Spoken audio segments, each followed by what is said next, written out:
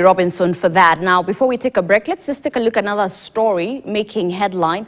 Now, Principal Secretary for Internal Security and National Administration, Raymond Omolo, has affirmed the government's commitment to strengthen the legal framework for civil society organizations. Elsewhere here in Kakamega County, a family in Likuyani is in mourning after their loved one, a night guard at Victory Christian Primary School in Seregaya, was brutally murdered in a night attack, calling on security agencies to speed up efforts to combat crime and end insecurity in the area. Our reporter Wanjiku Wanjiru has these and more stories from the counties. Principal Secretary for Internal Security and National Administration Raymond Omolo has affirmed the government's commitment to strengthen the legal framework for civil society organizations.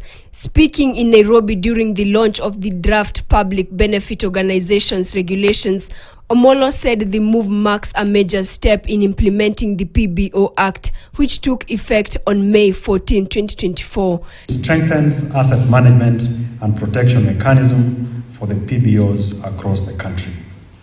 3, it provides a clear, fair regulatory and administrative framework that streamlines registration of PBOs as well as enhances transparency and accountability.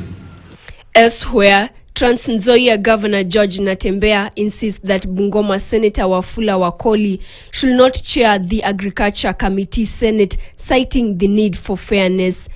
This comes after Wakoli's weekend remarks urging Trans Nzoia residents to watch Natembeya being grilled on TV, accusing him of mismanagement and evading accountability.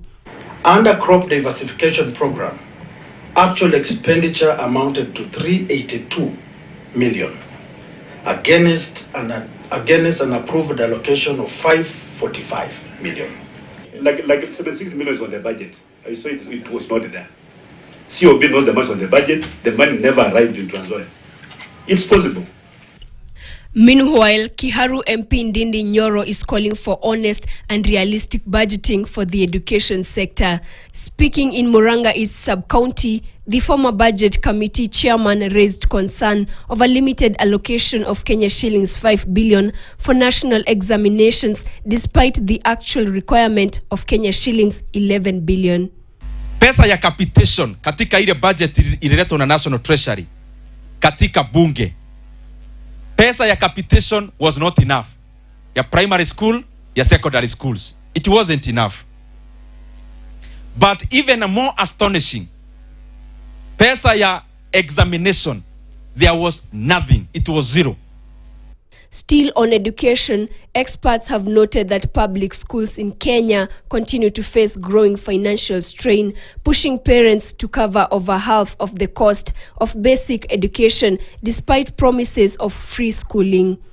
They have warned that poor planning and inadequate budgeting have left many schools underfunded, putting disadvantaged students at risk unless the next budget addresses these gaps. The board of management of a school has the responsibility of preparing a school plan and budget. At the school level, we are experiencing deficits.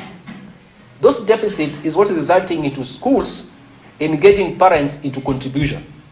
In Kakamega County, justice remains elusive for Faith Masakwe, who was left permanently disabled after a brutal assault allegedly inflicted on her by her husband.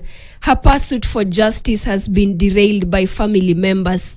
Still in the same county, a family in Likuyani is in mourning after their loved one, a night guard at Victory Christian Primary School in Seregaya, was brutally murdered in a night attack. Mkono imekatwa na hii sasa imetoka hapa, imefika hapa, imeinama sasa, inashake hivi tu na kichwa sasa pia ina bleed.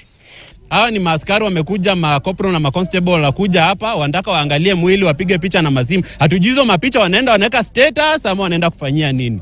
So sisi tunaomba serikali iweze kuingilia maneno. Tunataka county commissioner akuje. Wanjiku Wanjiru, KTN. All right, we want to take a short break, but when we come back, we'll be having